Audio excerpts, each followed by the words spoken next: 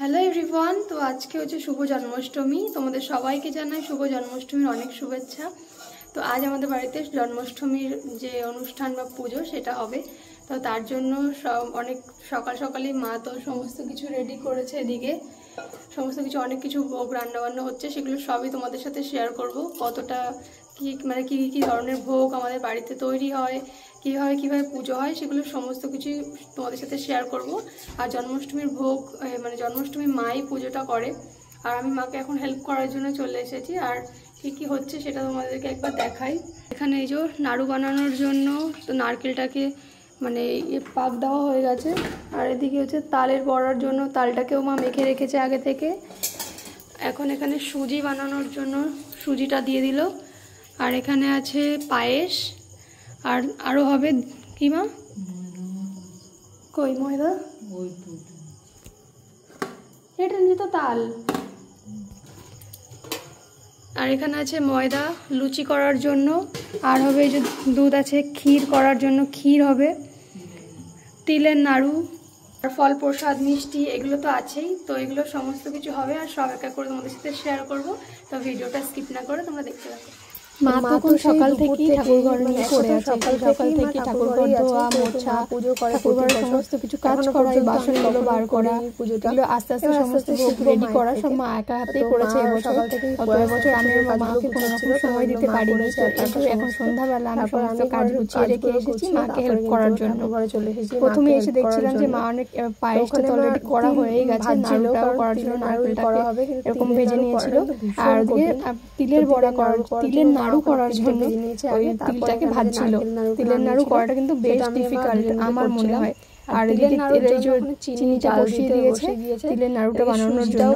তো চিনিটা গলে দিয়ে এরকম যখন একটু হালকা ঘন আঠালো হয়ে যাবে তখনই কিন্তু সেই ভাজা তিলটা দিয়ে দিতে হবে। আমরা প্রতি বছরই চেষ্টা করি তিলের নাড়ু বানাবো, কিন্তু কোনো বছরই সাকসেস হয় না। শুধু এর আগের বছরে তখন ওই ভাজা খুব সুন্দর করে নাড়ু বানিয়েছিলাম তিলের নাড়ু। জানি না এবছর কি হবে। যখন তিলের নাড়ুটা এরকম একটু গাঢ় হয়ে আসবে তিলটা, তখন কিন্তু নামিয়ে ফেলবে। আর এই কথা বলতে বলতে আর এই যে ভিডিও করতে করতে একটু শক্ত হতে না হতেই দেখো এই তিলের নাড়ু করতে, তিলের নাড়ু আর হলো না। সেই তিলের সেই পাটালি মতো হয়ে গেল লাস্ট পর্যন্ত, সমস্ত কিছু ভেঙে গুঁড়ো হয়ে গেল। আর তিলের নাড়ু আর পাকাতে পারলাম না। কি আর করা যাবে, এবছরও আমরা ফেল হয়ে গেছি। আগের বছর আমরা একটু ভালোভাবে তিলের নাড়ু বানিয়ে দিয়েছিলাম ভগবানকে, এবছর আর পারলাম না। যাই হোক, তোমরা যদি কেউ যে একদম প্রপার এক্সপার্ট সে এমন একটুখানি টিপস কি হচ্ছে যদি কেউ জেনে থাকো তিলের নাড়ু কিভাবে বানাতে হয়। আমি তো কোনো বছর হাজার চেষ্টা করেও পারি না, এর আগের বছরই কিন্তু পেরেছিলাম। যাই হোক, তিলের নাড়ু তো এই অবস্থা। এবার এদিকে বসিয়ে দিয়েছি ক্ষীর বানানোর জন্য দুধ, আর এখানে তালের বড়া করার জন্য তেলটা বসিয়ে দিয়েছিলাম। তেল গরম হয়ে যাওয়ার পরে মা একে একে কিন্তু তালের বড়াগুলো দিচ্ছিল। তো আজকে তো কি হচ্ছে তোমাদেরকে প্রথমেই দেখিয়ে দিয়েছিলাম যে কি আজকে মেনু হচ্ছে। তো আরো একবার বলছি, এদিকে তালের বড়া দুধ যেটা জাল করছে, ওদিকে ক্ষীর হবে, পায়েস, সুজি, লুচি, পায়েস আর ফল প্রসাদ মিষ্টি এগুলোই আছে আজকে। অনেকে আজকের দিনে 5টা ভাজাও করে, কিন্তু আমরা সেটা আর করিনি।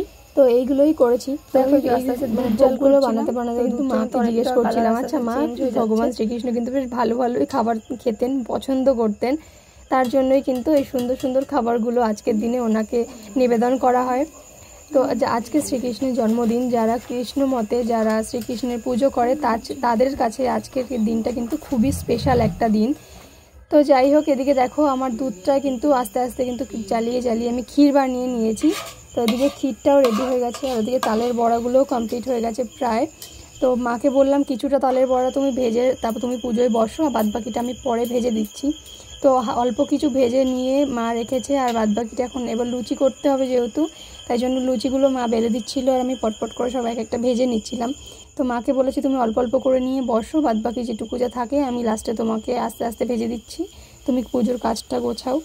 তো তারপরে এখানটায় মা লুচিগুলো দিয়ে দিয়েছে, আর লুচিগুলো দেখো কি সুন্দর ফুলেছে। আর লুচি নিয়ে এক্ষুনি একটা হাস্যকর একটা জিনিস হবে, সেটা তোমরা একটু ভিডিওটা দেখো তাহলেই বুঝতে পারবে লুচিগুলো কতটা ফুলছে। লুচি ফোলা নিয়ে এক্ষুনি একটা মজার ঘটনা ঘটবে। তো দেখো তোমরা একবার, আমি এই লুচিটাকে যতবার উল্টানোর চেষ্টা করছি লুচিটা কিন্তু একবার উল্টাচ্ছে না, এতটাই গোল হয়ে গেছে। যতবার পাল্টানোর চেষ্টা করছি ও মোটে উল্টাচ্ছে না। তো লাস্টে আমি লুচিটাকে তুলেই ফেলতে বাধ্য হলাম, কারণ নাহলে আরেক দিকটা পুড়ে যাবে। আর ঠাকুরের ভোগ সত্যি বিশেষ করে লুচি যদি একটু বেশি লাল লাল হয়ে যায় না, দেখতে এতটা ভালো লাগে না, তার জন্য এগুলো আমি তুলে নিলাম। বেশ ফুলকো ফুলকো লুচিগুলো আমার ভাজা হয়ে গেল। আস্তে আস্তে লুচিগুলো ভাজা হয়ে গেছে, আর বাদ বাকি যেগুলো তালের বড়ার যে ব্যাটারটা ছিল তালের, সেটা নিয়ে আমি লাস্টে বসে পড়েছিলাম। যেহেতু তালের বড়া ভাজতে অনেকটা টাইম লাগে, ওই জন্য মাকে তো প্রথমেই বলেছিলাম যে তুমি অল্প কিছু নিয়ে বসো, তোমার যদি দেরি হয়ে যায় তারপর আমি আস্তে আস্তে সব ভেজে দেবো। তো সেই রকমভাবে মা কিছুটা নিয়ে ঠাকুর ঘরে গেছে, তারপর আমি আস্তে আস্তে সমস্তটা ভেজে দিয়েছিলাম। তো তারপর মা এখানে আস্তে আস্তে গুছিয়ে ফল টল কেটে তারপরে সমস্ত ভোগ সামনে এরকম ঠাকুরের দিয়ে দিয়েছে। এবার ঠাকুরের জন্য যে মালা এনেছিলাম সেই মালা ঠাকুরকে পরানো হবে, ঠাকুরকে সাজানো হবে ফুল দিয়ে, চারিদিকগুলো সাজিয়ে তারপরে হচ্ছে গিয়ে মা পুজো করতে বসবে।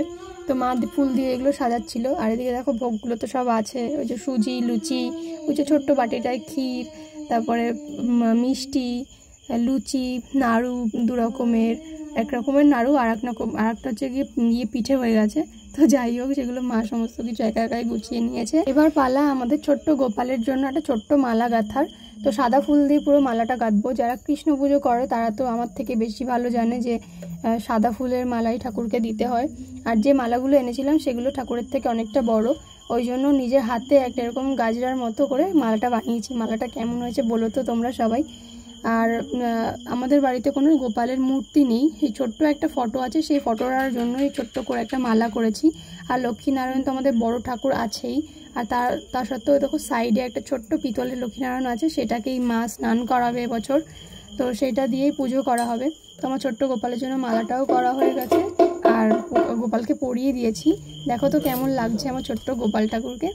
তো এবার সমস্ত কিছু গোছানো হয়ে গেছে। আর আরও একটা কথা, এই পুজোর সব থেকে যে ইম্পর্ট্যান্ট যে পার্ট, গোপাল ঠাকুরকে সুন্দর করে ঘি, মধু এগুলো দিয়ে স্নান করানোর যে ব্যাপারটা, সেটাই আমি তোমাদের সাথে শেয়ার করতে পারলাম না, কারণ সেটা পুরো রাত 12টার পরেই, মানে 12টার সময়তেই করে।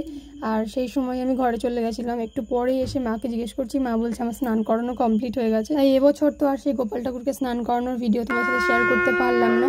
তো প্রথমেই বললাম যেহেতু আমাদের গোপাল ঠাকুর নেই, ফটো আছে, ফটোকে আমি করতে স্নান করানো যায় না, ওই জন্য লক্ষ্মীনারায়ণ যে পিতলের যে মূর্তিটা আছে সেটাই মা ঘি, মধু এগুলো দিয়ে, দই এগুলো দিয়ে স্নান করিয়েছে। আর এদিকে মাকে এগুলো সমস্ত কিছু গুছিয়ে দিয়ে একটুখানি মায়ের পাশে বসে পুজো একটুখানি দেখে তারপরে কিন্তু আমি ওখান থেকে চলে যাই। আর মা তারপরে ঠাকুরের অষ্টতর শতনাম সেটা পড়লো, তারপরে আজকে জন্মাষ্টমীর ব্রত কথা পড়েছে, পড়ে মা তো এখানে সারা রাত জেগেছিল, আমরা তো ঘুমিয়েছিলাম, মা এখানে সারা রাত জেগে এখানে পুজো টুজো করেছিল। আমাদের বাড়ি জন্মাষ্টমী কী ভোগ হয়, কীভাবে পুজো হয়, সেগুলো তো তোমাদের সাথে শেয়ার করলাম। আর তোমাদের কাদের কাদের বাড়ি জন্মাষ্টমী হয়, কী কী ভোগ হয়, অবশ্যই কিন্তু কমেন্টে জানাতে ভুলো না। আর ভিডিওটা ভালো লেগে থাকলে অবশ্যই একটা লাইক, কমেন্ট, শেয়ার। আর যদি কেউ ইউটিউব থেকে দেখে থাকো চ্যানেলটিকে সাবস্ক্রাইব, আর ফেসবুক থেকে দেখে থাকলে পেজটাকে ফলো করতে ভুলো না। সবাইকে টাটা অ্যান্ড গুড বাই, দেখা হচ্ছে নেক্সট কোনো ভিডিওতে। সবাইকে টাটা and goodbye. Shri Krishna Govinda.